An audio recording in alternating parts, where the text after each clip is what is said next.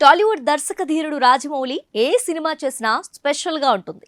Baahubali, RRR సినిమాలతో ఆయన international స్థాయికి ఎదిగారు. ఇప్పుడు RRR తర్వాత మహేష్ బాబుతో సినిమా చేస్తారని ప్రకటించిన జక్కన్న ఓ రేంజ్ లో మూవీ ఉంటుందని చెప్పారు. హాలీవుడ్ మూవీస్ కు ఏ మాత్రం తగ్గకుండా భారీ స్థాయి స్టోరీని సిద్ధం చేసినట్లు రాజమౌళి తండ్రి విజయేంద్ర ప్రసాద్ ఈ మధ్యనే ఓ ఇంటర్వ్యూలో చెప్పుకొచ్చారు. రాజమౌళి ఇప్పటి వరకు టచ్ చేయని జోనర్ లో స్టోరీ ఉంటుందట. మహేష్ బాబు ఎప్పుడూ నటించని కాన్సెప్ట్ తో సినిమా రానుందట. ఇక ఈ ఏడాదిలోనే జక్కన్న మూవీ ప్రారంభం కానుంది. వచ్చే ఏడాది నుంచి రెగ్యులర్ షూటింగ్స్ ను రాజమౌళి ప్లాన్ చేస్తున్నారట. ఇక సోషల్ మీడియాలో రాజమౌళి మహేష్ బాబు మూవీపై ఓ కొత్త టాక్ వినిపిస్తుంది.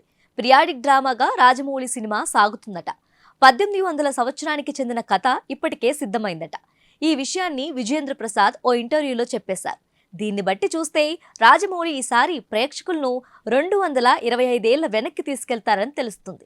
గతంలో రాజమౌళి నుంచి వచ్చిన బాహుబలి 1, 2 సినిమాలు RRR మూవీ పిరియాడిక్ డ్రామాలుగా ప్రేక్షకుల ముందుకొచ్చాయి.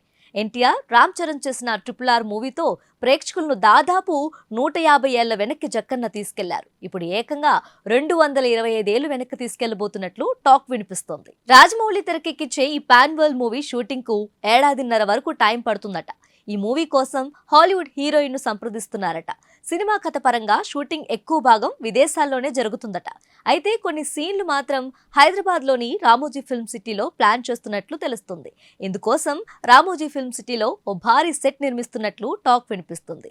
డిసెంబర్ లోపు రాజమౌళి ఏదో ఒక అప్డేట్ ఇస్తాడని అందరూ అనుకుంటున్నారు. ముఖ్యంగా మహేష్ ఫ్యాన్స్ అయితే రాజమౌళి ఏదో ఒక అప్డేట్ ఇవ్వాలని రిక్వెస్ట్ చేస్తున్నారు.